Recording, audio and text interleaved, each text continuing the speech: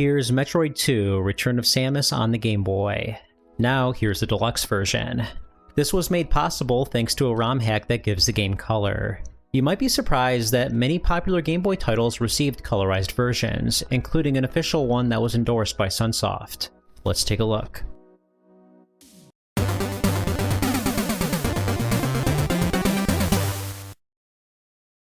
What's going on? It's Podrez coming at you with another video. I still got these sunburn marks from my vacation. It's a little awkward. If you want to join me, Motorbites, some random guy, J-Will, Baker, Tay, and others, just go to discord.podrez.net. Let's read some comments from my last video. You should make a part 2 featuring the Game Boy Mega Man games with color. They're impressive in their own right, especially Mega Man World 2. Part 2, please. A part 2? Yes. Yes, a part 2 would be interesting to cover ROM hacks from the first 2 Donkey Kong Land games, the second Super Mario Advance game, the original Game Boy Mega Man game, and translations for the Japanese exclusive versions of Balloon Kid and Donkey Kong Land 3. Absolutely love the channel. Please make a part 2. Showcasing these is a lot of fun to watch and inspiration to try. Thank you. Definitely do a part 2. I would love to see a part 2, as there are more ROM hacks, like the Donkey Kong Land trilogy, Metroid II, Dr. Mario, Final Fantasy Adventure, and Mega Man World. Well, you asked for it, you got it. Let's talk about some more ROM hacks.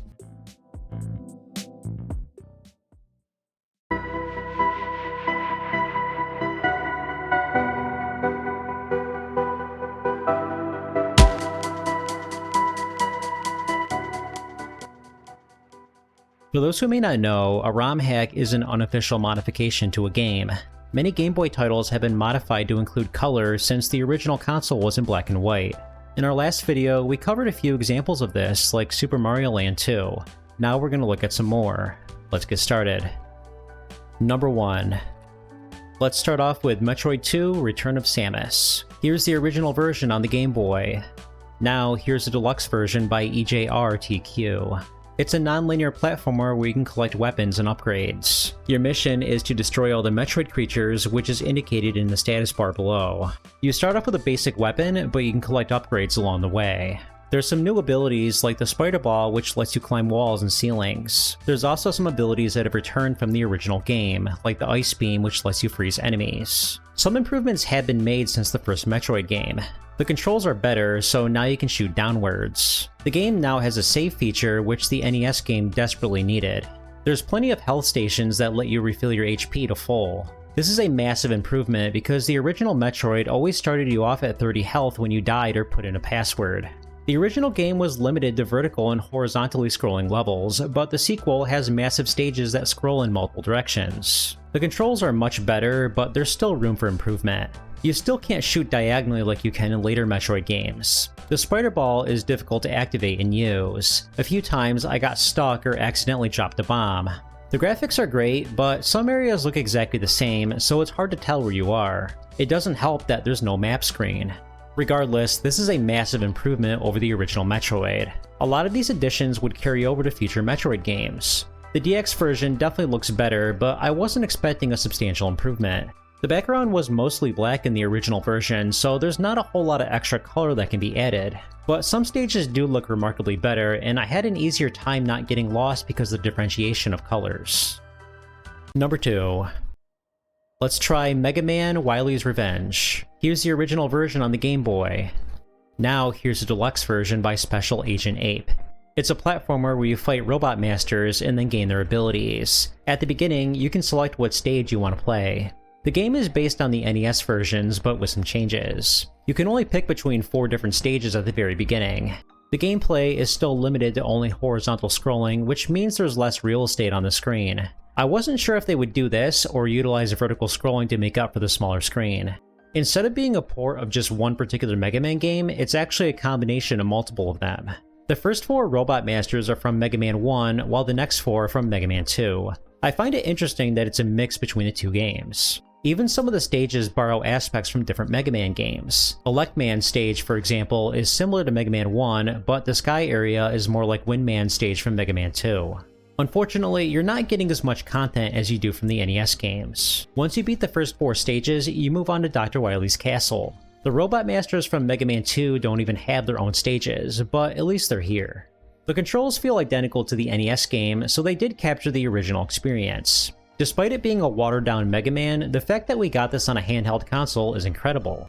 The developers did a reasonable job making the original game easy to see on the Game Boy, but that doesn't change the fact that the DX version gives us that extra detail that we didn't have before. Number 3. Let's try Donkey Kong Land.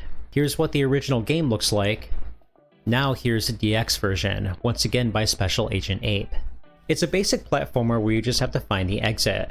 You can destroy enemies by jumping on them or performing a dash attack. You die in one hit, but you can obtain a second character that will allow you to take an extra hit. Donkey Kong is stronger, while Diddy Kong is faster. Throughout the stages, you can collect letters that spell Kong. This is actually important because if you collect them all, you can save your progress when you complete the stage. It might be in your best interest to collect them so that you don't lose your progress. Oddly, your amount of lives is indicated by hearts. When I first started playing, I figured this was how many hits I could take. This is an adaptation of the Super Nintendo game, which was an impressive accomplishment for the time. Could you imagine bringing a game like this over to the Game Boy? Surprisingly, the character animations are just as fluent, and the controls feel similar to its SNES counterpart. Some of the level terrains are similar to the original game, but the layouts are completely different. Some sacrifices were made to get this game on the Game Boy. From a graphical standpoint, there's definitely not as much detail. To prevent flickering, Donkey Kong and Diddy Kong are never on the screen together. There's also only 30 levels instead of 40 like in the original game. The smaller screen does make it harder to telegraph jumps. A few times I had to make leaps of faith, hoping that I wouldn't die. The controls are also a little slippery, especially when playing as Diddy Kong. Still though, I'm impressed at how well this turned out, considering that this was originally a Super Nintendo game with pre-rendered graphics. The deluxe version is definitely appreciated. The original game looks amazing graphically, but it's hard to see your character because the background graphics are so distracting. The deluxe version makes it easier to see what's going on, so I definitely prefer playing this version over the original. Number 4. Let's take a look at Trip World. Here's the original game on the Game Boy. Now here's a deluxe version.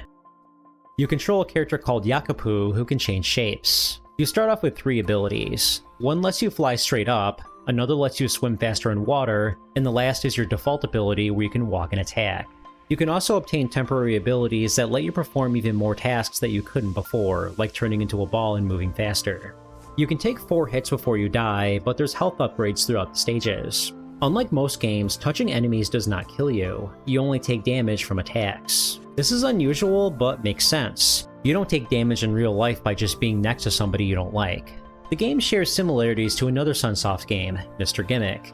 In both games, you play as a round abstract character, the graphics are cartoony, and the screen only moves horizontally.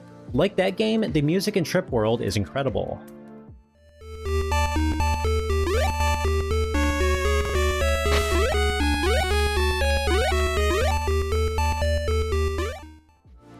This is remarkable considering the sound chip on the Game Boy is not as great as the NES. The only minor complaint I have is how short the game is. There's only 5 levels total, and the game is fairly easy, so you could complete this within 20 minutes. But in those 20 minutes, you're going to have an enjoyable experience because this is a great game.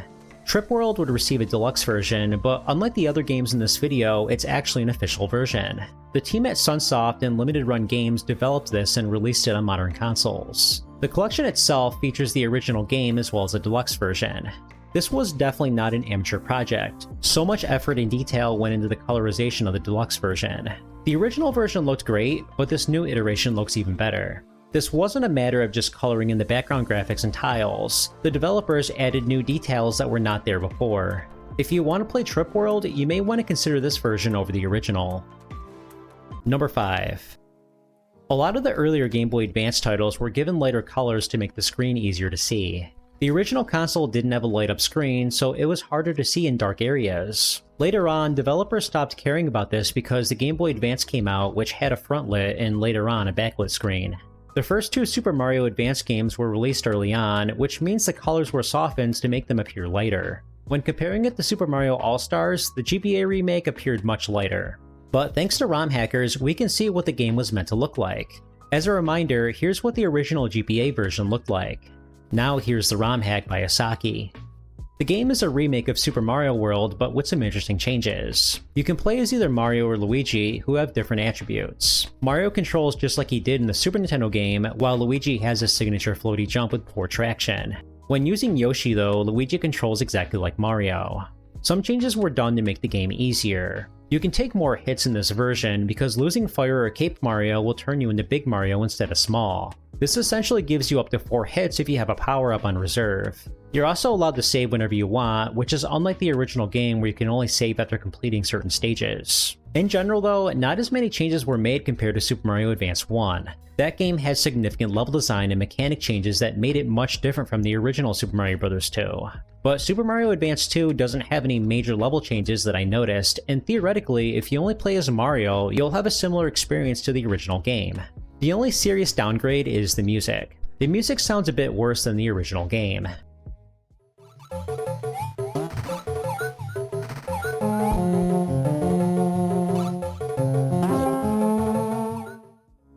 Overall though, I prefer that Nintendo didn't change as many aspects, so we mostly get the original game. Super Mario World is an excellent game, so by default, this is excellent too.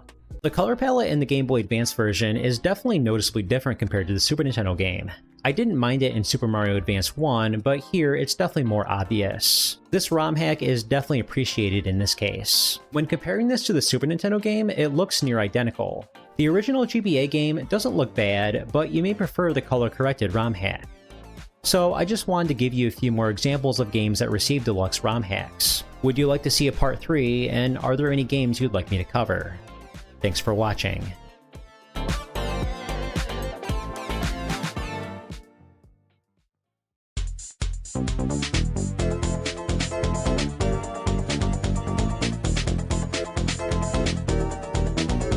Hey, I just wanted to thank you so much for watching this video. If you made it this far, hit that like button.